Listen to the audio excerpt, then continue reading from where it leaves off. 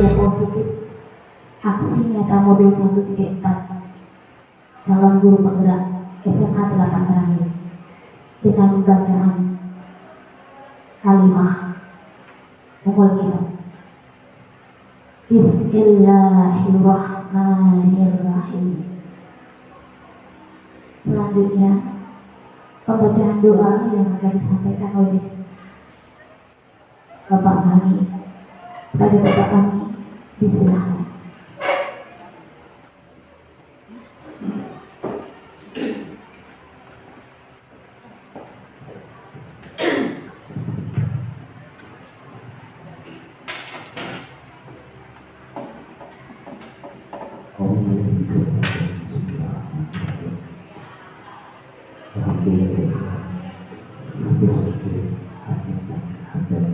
Merdeka, merdeka, hiduplah Indonesia Raya.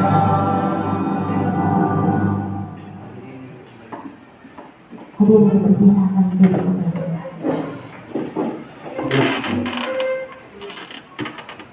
Selanjutnya sambutan kepala sekolah SMA Negeri 8 Merangin kepada Ibu Hajah Ade Irma Suryani dipersilakan JGP saat ini Ibu Tri Widya Astuti, guru-guru hebat SMA 8 Merangin.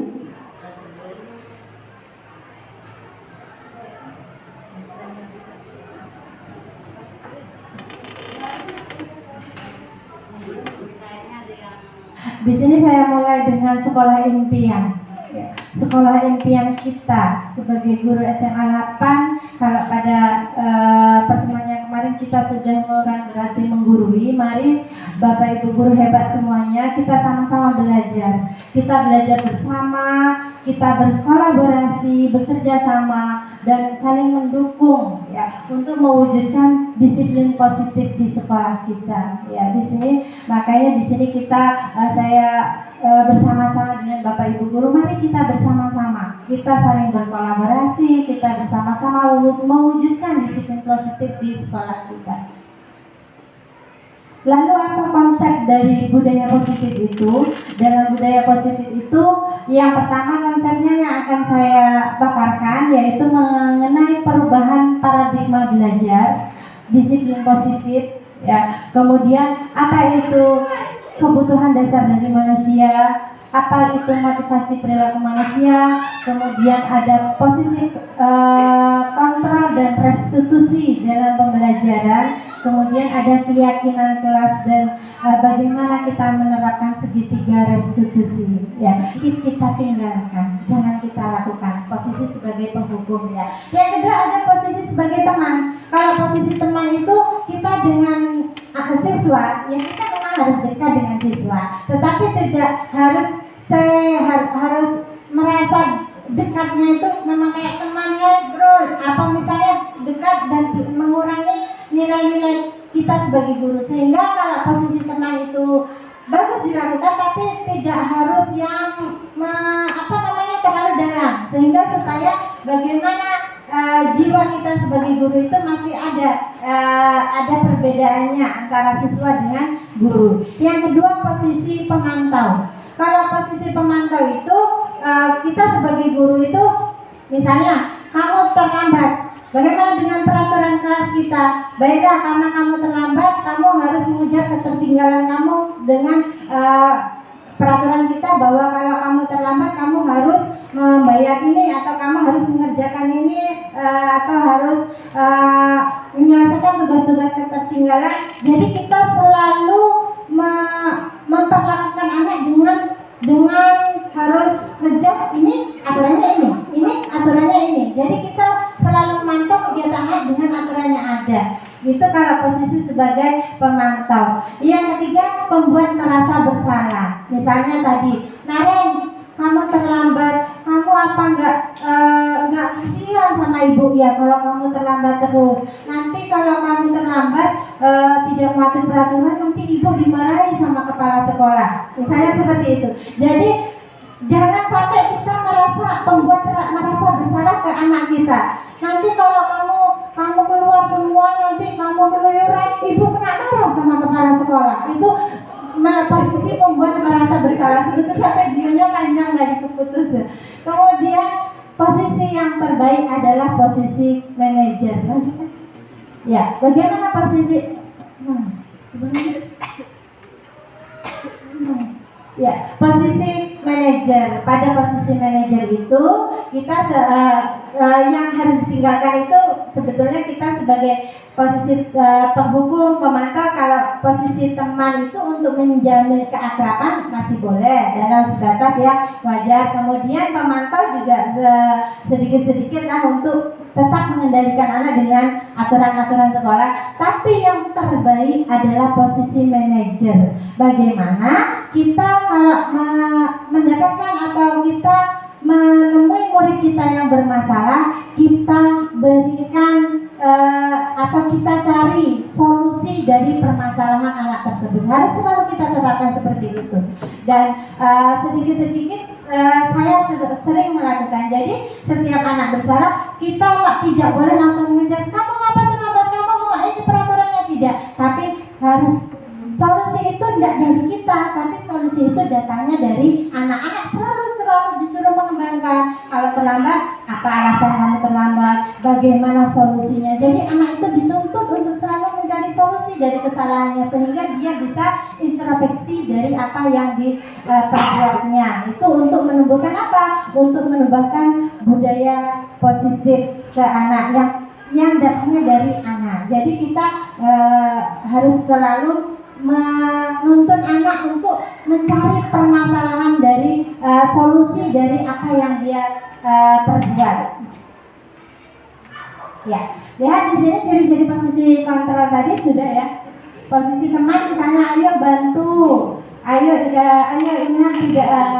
ingat tidak bantuan ibu selama ini. Ya sudah, ini tidak apa-apa, nanti ibu bantu selesaikan. Nah, jadi kita malah menyelesaikan ke kita bertindak sebagai posisi manajer.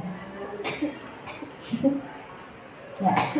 Kemudian bagaimana cara menanamkan budaya positif tadi yang kita lakukan dengan membuat keyakinan sekolah atau keyakinan kelas ya. Budaya positif kita tanamkan dengan membuat keyakinan sekolah dan keyakinan kelas ya. Keyakinan kelas berupa pernyataan universal yang mudah dipahami dan diingat oleh semua warga kelas atau semua warga sekolah. Keyakinan kelas atau keyakinan sekolah dibuat berdasarkan kesepakatan guru dan murid. Jadi kita di kelas ya, terutama kita sebagai wali kelas, kita di kelas membuat keyakinan kelas itu kan kadang membuat peraturan kelas, dilarang ini, dilarang, ya kan peraturan.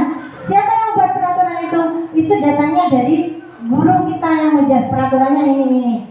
Apakah kita membuat peraturan itu bertanya kepada murid? Enak, peraturan yang akan kita buat apa? Ayo kita buat sama-sama. Ya, itu yang namanya keyakinan kelas. Jadi kita bersama-sama dengan murid, jadi sehingga nanti murid timbul motivasi dari diri dia karena dia merasa membuat. Jadi itu bedanya peraturan dengan keyakinan.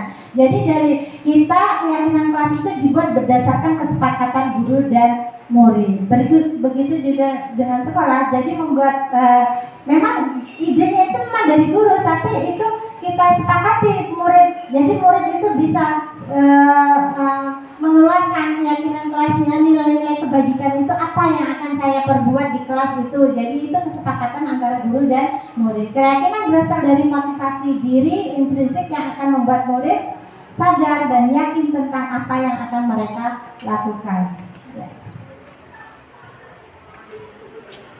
Ya. Ini salah satu contoh keyakinan kelas yang sudah saya terapkan di kelas 12 II 1. Jadi saya pernah membuat peraturan kelas di sekolah itu, peraturan kelas di kelas saya. Pertama, tidak terlambat masuk kelas, tidak membolos dan alfa. Itu Bapak Ibu guru sebagai wali kelas itu sudah membuatnya ya. Kemudian menjaga kebersihan dan tidak membuang sampah sembarangan, dilarang melakukan kekerasan dan bullying, santun dan tutur kata, menjaga kerapian dan berpakaian. Itu peraturan dan itu yang ada di sekolah kita dan itu sudah kita lakukan. Ya, bagaimana peraturan sekolah kita.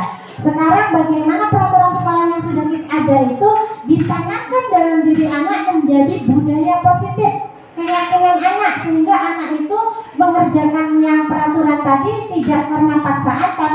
dari diri kita, dari diri murid tersebut ini PR, sehingga kita selalu menanamkan pada anak-anak didik kita atau pada murid kita bahwa dari peraturan itu loh, nah sebaiknya kita harus selalu tampak seperti yang pertama, kalian itu selalu, sebetulnya sudah sering kita ngomongnya ya, selalu hadir tepat waktu. Jadi kita selalu membudayakan kepada anak kita, kalian itu loh harus tampak seperti hadir tepat waktu, selalu disiplin dalam kehadiran atau tidak apa, selalu menjaga kebersihan, selalu bersikap baik terhadap teman, kepada guru, selalu sopan santun, selalu disiplin dalam berpakaian. Ya, maka komitmen kita anak-anak diyakini harus selalu komitmen terhadap kebersihan. Ya, komit dia bahwa bersih itu memang bagian dari saya, kebersihan itu memang bagian dari SMA 8, itu sudah komitmen dari murid. Bagaimana kita menanamkan itu?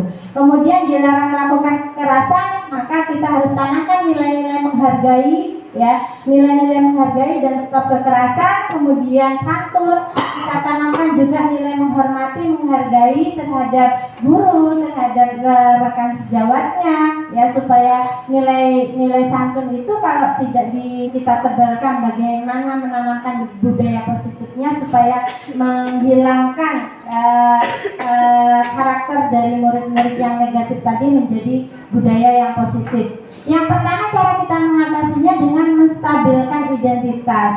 Ya, menstabilkan contoh pembicaraan dengan segitiga restitusi, ya.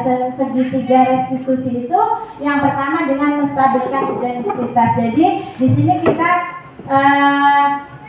menyelesaikan masalah itu dengan bertanya dulu mengapa anak tersebut melakukan kesalahan, ya. Kemudian kita tanya kesalahan anak itu, tidak semua orang itu semua orang pasti berbuat salah. Bagaimana kita bisa memperbaiki dari kesalahannya? Terus kita validasi tindakan. Lalu mengapa kamu berbuat salah? Apa alasannya? Itu namanya validasi tindakan. Kemudian kita mencari keyakinan kelas. Jadi dari kesalahan kamu, keyakinan kelas mana yang kamu langgar? Itu contoh menyelesaikan masalah dengan segitiga restitusi. Jadi di sini penanaman nilai-nilai budaya positif sehingga diharapkan untuk menciptakan sekolah yang aman, sekolah yang karakter dari murid-murid yang negatif tadi menjadi budaya yang positif. Yang pertama, cara kita mengatasinya sekolah yang karakter dari murid-murid yang negatif tadi menjadi budaya yang positif. Yang pertama, cara kita mengatasinya dengan menstabilkan identitas. Ya, menstabilkan contoh pembicaraan dengan segitiga restitusi, ya. Segitiga restitusi itu yang pertama dengan menstabilkan identitas. Jadi di sini kita menyelesaikan masalah itu dengan bertanya dulu mengapa anak tersebut melakukan kesalahan, ya. Kemudian kita tanya kesalahan anak itu, tidak semua orang itu semua orang pasti berbuat salah. Bagaimana kita bisa memperbaiki dari kesalahannya? Terus kita validasi tindakan. Lalu mengapa kamu berbuat salah? Apa alasannya? Itu namanya validasi tindakan. Kemudian kita mencari keyakinan kelas. Jadi dari kesalahan kamu, keyakinan kelas mana yang kamu langgar? Itu contoh menyelesaikan masalah dengan segitiga restitusi.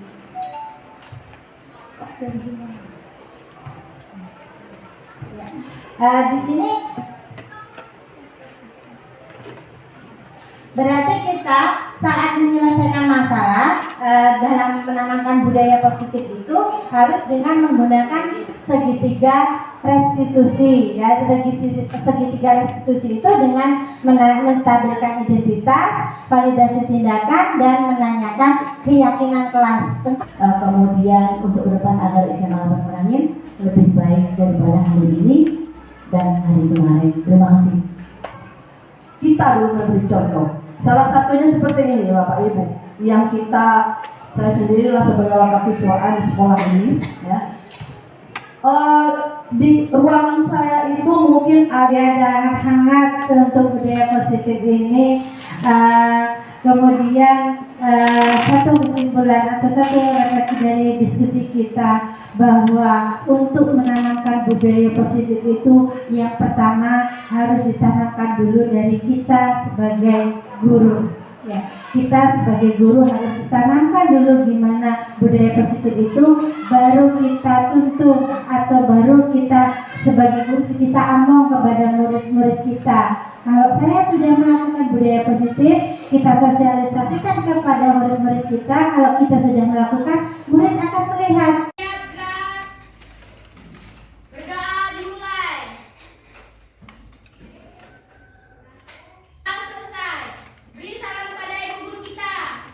Waalaikumsalam warahmatullahi wabarakatuh. Apa kabar? Sehat semua? Pada pertemuan hari ini, karena Ibu sebagai wali kelas kalian, Ibu ingin membuat yang namanya keyakinan kelas. Apa perbedaannya antara peraturan kelas dengan keyakinan kelas? Ibu jelaskan dulu ya. Kalau keyakinan kelas itu adalah suatu nilai-nilai kebajikan yang universal, yang datangnya dari motivasi intrinsik, yang datangnya dari dalam diri kita. Sementara kalau peraturan kelas itu sesuatu yang dibuat oleh satu lembaga atau yang dibuat oleh salah satu pihak dan harus diikuti oleh semua peserta didik. Kan ada sanksi. Sekarang dari peraturan itu mau Ibu rubah menjadi keyakinan. Kalau contoh keyakinan atau nilai kebajikan itu contohnya menghormati, apalagi contohnya disiplin, tanggung jawab, apalagi menghargai. Ya itu keyakinan. Keyakinan itu timbul dari dalam diri kita. Oh, saya mempunyai rasa disiplin, berarti saya harus bagaimana? Saya dalam diri saya memang sudah ada rasa tanggung jawab. Berarti apa perilaku yang sekarang kita kaji? Apa-apa peraturan kelas kita, kemudian kita sepakati bersama. Apa yang kita lakukan, nilai-nilai kebajikan apa yang kita lakukan menjadi keyakinan kelas 12-1. Ya, coba silakan dituliskan peraturan kelas kita apa, nanti perwakilannya yang maju ke depan untuk menempelkan peraturan kelas ke dalam yang papan yang sudah Ibu siapkan. Masih ingat peraturannya? Masih. Silakan dituliskan.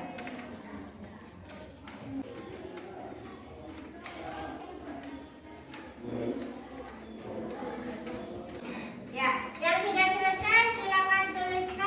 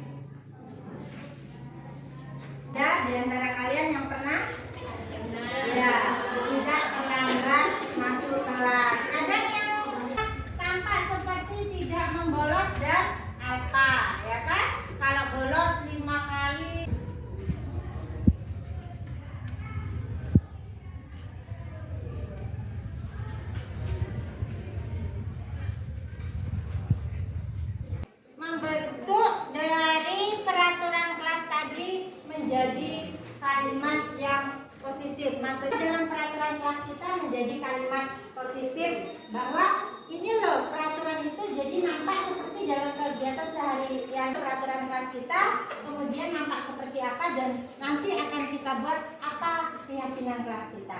Silakan.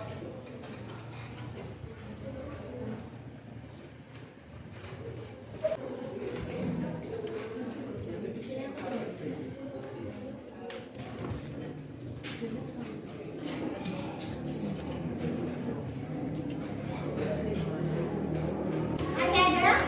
Ya, silakan maju.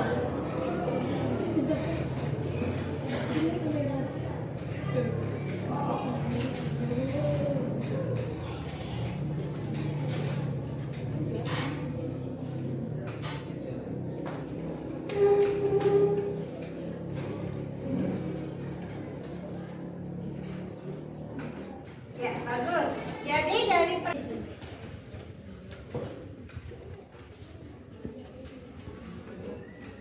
ya, berikutnya tuliskan ke depan.